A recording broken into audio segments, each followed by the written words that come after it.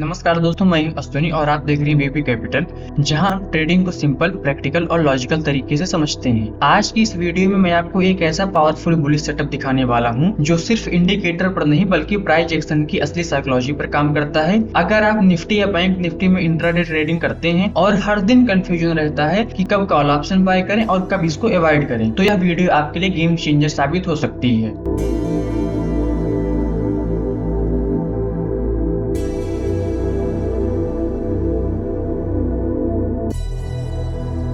दोस्तों, अगर आप इस चैनल पर पहली बार आए हैं तो इसको जरूर सब्सक्राइब करें, क्योंकि यहाँ पर आपको सेटअप और उसका बेसिक समझाया जाता है जो आपके लिए बेहद ही महत्वपूर्ण साबित हो सकता है। दोस्तों, कल एक हमारे मित्र ने यह कमेंट किया था कि आज इतनी बुल मार्केट थी लेकिन इस स्क्रीनर में कोई स्टॉक नहीं मिला, फिर क्या बेनिफिट मिलेगा जब आएगा ही नहीं, तो कुछ और करें भाई जी। तो आप एक बात समझ लीजिए, मैंने इनको कल जवाब भी दिया था, लेकिन सिर्फ स्ट्रेटजी के भरोसे हम नहीं रह सकते हैं क्योंकि हमें मार्केट कंडीशन को भी समझनी पड़ती है। लेकिन इनका कमेंट बिल्कुल मेरे दिल को छू गया और मैंने इसीलिए आज ऐसी स्ट्रेटजी को प्लान किया है जो कल की मार्केट चली थी, बिल्कुल उसी के अकॉर्डिंग इसमें आपको काम करने का मौका मिलेगा। क्योंकि दोस्तों, असली सीक्रेट इंडिकेटर को कंबाइन करने में नहीं बल्कि उनके पीछे की साइकोलॉजी समझने में है। इसीलिए अगर आप निफ्टी और बैंक निफ्टी के ऑप्शन स्ट्रेटजी को सही तरीके से सीखना चाहते हैं तो इस वीडियो को बिना स्किप किए एंड तक जरूर देखें। दोस्तों, अब बात करते हैं कि यह स्ट्रेटजी किस प्रकार की है और आपको इसका इस्तेमाल कब करना है। अभी तक आप समझ ही गए होंगे कि यह इंट्राडे की बुलिश स्ट्रेटजी है और इसका इस्तेमाल आपको तब करना है जब मार्केट में ग्रीन कलर की कैंडल बन रही हो,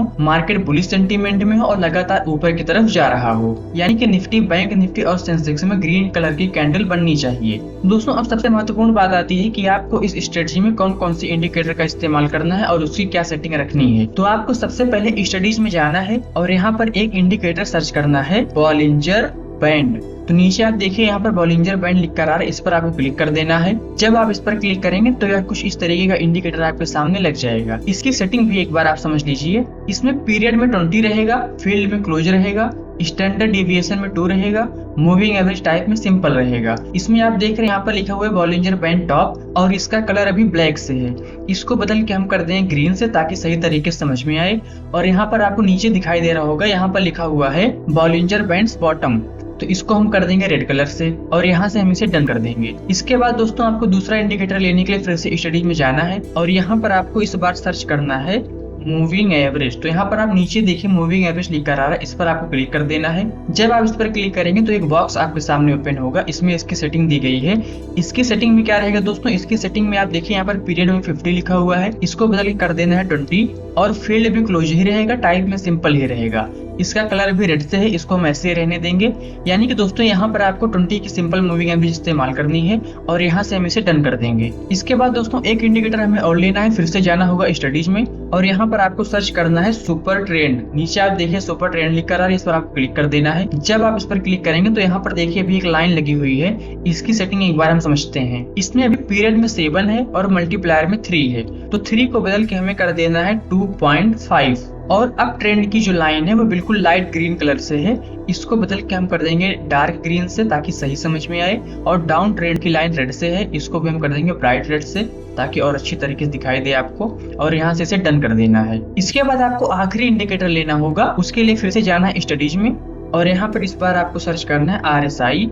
नीचे देखिए RSI लिख कर आ रहा है, इस पर आपको क्लिक कर देना है। जब आप इस पर क्लिक करेंगे तो यहाँ पर RSI लग जाएगा। इसकी सेटिंग में भी कुछ बदलाव किया जाएगा, आप यहाँ पर देखिए सेटिंग में गए हम और जो इसका पीरियड है वो 14 है, यह ऐसे ही रहेगा। ओवरबॉट में 80 है, इसको बदल के हमें कर देना है 50। ओवरसोल्ड में 20 ही रहेगा, लेकिन ओवरबॉट का कलर भी ब्लैक से, इसको हम कर देंगे ग्रीन कलर से और ओवरसोल्ड को हम कर देंगे रेड कलर से और यहाँ से इसे डन कर देना है। इसमें आपको दोस्तों बस केवल इतने ही इंडिकेटर का इस्तेमाल करना है, लेकिन आपको ध्यान ये रखना है इसकी सेटिंग बिल्कुल सेम ही होनी चाहिए, तभी यह स्ट्रेटजी सही तरीके से काम करेगी। और अब सबसे महत्वपूर्ण बात आती है कि इसमें आपको कौन सा टाइम फ्रेम का इस्तेमाल करना है। अभी आप यहाँ पर देख रहे हैं हमने 1 मिनट का टाइम फ्रेम लगा के रखा है, इसको बदल के हमें कर देना है 15 मिनट का, यानी कि 15 मिनट के टाइम फ्रेम पर यह पूरी स्ट्रेटजी काम करती है। और अब बात आती है कि इसमें आपको कौन कौन सी कंडीशन को देखना है और किस तरीके से यह स्ट्रेटजी काम करती है। सबसे पहले आपको 15 मिनट की एक ऐसी कैंडल देखना है कि जिसकी क्लोजिंग प्राइस उसकी ओपनिंग प्राइस से ऊपर हो, यानी कि वह कैंडल बुलिश होनी चाहिए।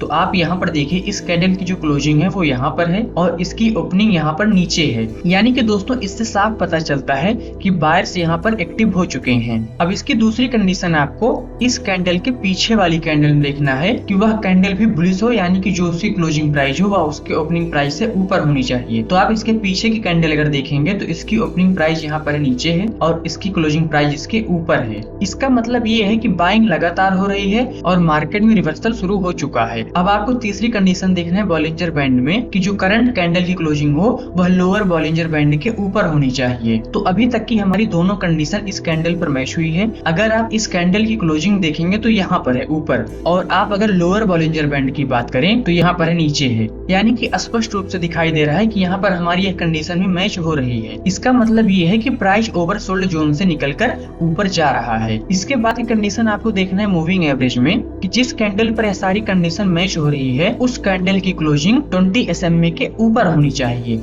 अगर आप 20 SMA की लाइन देखेंगे तो यहाँ पर नीचे है और इस कैंडल की क्लोजिंग इस 20 SMA लाइन के ऊपर यहाँ पर है। दोस्तों जब कैंडल 20 SMA लाइन के ऊपर क्लोज होती है तो यह एक तरीके से ट्रेंड कंफर्मेशन का सिग्नल देती है। इसके बाद की कंडीशन आपको सुपर ट्रेंड में देखना है। सुपर ट्रेंड में आपको ये देखना है कि जिस कैंडल पर सारी कंडीशन मैच हो रही है वह कैंडल सुपर ट्रेंड लाइन को ऊपर की तरफ क्रॉस करते हुए क्लोज हो। तो अगर आप सुपर ट्रेंड की लाइन देखेंगे तो यहाँ पर जा रही है, नीचे है यहाँ पर, और इस कैंडल की जो क्लोजिंग प्राइस है वो यहाँ इसके ऊपर है, यानी कि यह कैंडल सुपर ट्रेंड लाइन को ऊपर की तरफ क्रॉस करके क्लोज हुई है। जब कैंडल सुपर ट्रेंड को भी क्रॉस कर देती है तो यह बिल्कुल ट्रेंड चेंज होने का स्पष्ट रूप से सिग्नल मिल जाता है।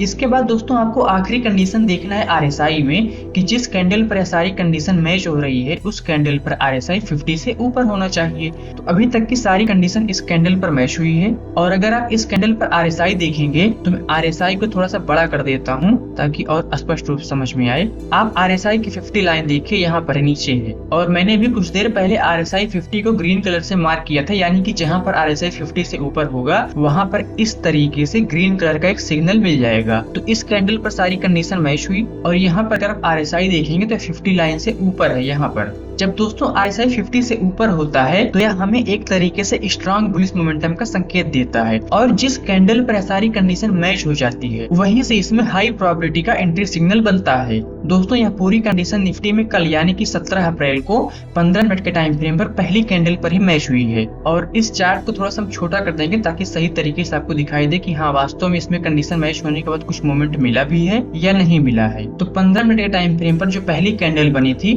उसमें ही हमारी सारी कंडीशन मैच हुई है, और इस कैंडल का जो क्लोजिंग है उस क्लोजिंग से अगर आप देखेंगे तो कल हमें निफ्टी में 138 पॉइंट का मूव देखने को मिला है। इसके बाद मैं आपको बैंक निफ्टी में भी चेक करवा देता हूँ कि हाँ बैंक निफ्टी में कंडीशन मैच होने के बाद भी कुछ पॉजिटिव मूवमेंट मिला है या नहीं मिला है। यह चार्ट है बैंक निफ्टी का, और आप इसमें देख सकते हैं इसमें 13 तारीख को 12:30 पर इसकी पूरी कंडीशन मैच हुई, और पूरी कंडीशन मैच होने के बाद अगली 5 कैंडल में इसने 314 पॉइंट का मूव दिया है। और हम इसमें देखते हैं क्या इसकी कंडीशन कहीं और भी मैच हुई है या नहीं। इसकी कंडीशन दोस्तों कल भी मैच होते हुए दिखाई दे रही 12 बजे, और 12 बजे पूरी कंडीशन मैच होने के बाद अगर आप देखेंगे तो आप इसमें देखिए 322 पॉइंट का मूव आपको इसमें दिखाई दे रहा है। यानी कि दोस्तों यह कंडीशन ऐसी ही मैच होती रहती है। और अगर आप डेली मार्केट के एक दिन पहले अगले दिन के लेवल को समझना चाहते हैं तो ये हमारा दूसरा चैनल है VB मार्केट इनसाइट्स, आप इसको भी सब्सक्राइब कर सकते हैं, क्योंकि यहाँ पर डेली मैं मार्केट के एक दिन पहले ही अगले दिन के लेवल को शेयर करता हूँ जो आपके लिए नेक्स्ट डे इम्पोर्टेंट साबित हो सकता है। और अब बात करते हैं कि आपको इस स्ट्रेटजी में कैसे एंट्री लेनी है, कैसे अपना स्टॉप लॉस लगाना और कैसे आपको अपना टारगेट सेट करना है। दोस्तों इसमें एंट्री करने का तरीका बिल्कुल ही सिंपल है। जिस कैंडल पर इसकी सारी कंडीशन मैच हो रही है उस कैंडल का जो क्लोजिंग प्राइस हो उस क्लोजिंग प्राइस के आसपास का जो कॉल ऑप्शन का स्ट्राइक प्राइस हो उसी में आपको एंट्री करनी रहती है। और अगर स्टॉप लॉस की बात करें तो आप जिस कैंडल पर एंट्री कर रहे हैं उस कैंडल का जो लो है उसके लो के थोड़ा सा नीचे आपको अपना स्टॉप लॉस लगाना रहता है। और अगर दोस्तों इसमें टारगेट देखा जाए निफ्टी में आपको 30 से 40 पॉइंट और बैंक निफ्टी में 60 से 70 पॉइंट का टारगेट लेकर चलना चाहिए, क्योंकि दोस्तों इतना टारगेट इंट्राडे के लिए काफी होता है। और अगर आपका रिस्क रिवार्ड कहता है कि आप इससे ज्यादा रिस्क लेकर भी अपना टारगेट बुक कर सकते हैं तो आप उसका भी पालन करें, हमें कोई दिक्कत नहीं है। लेकिन सबसे बड़ी गलती लोग यही करते हैं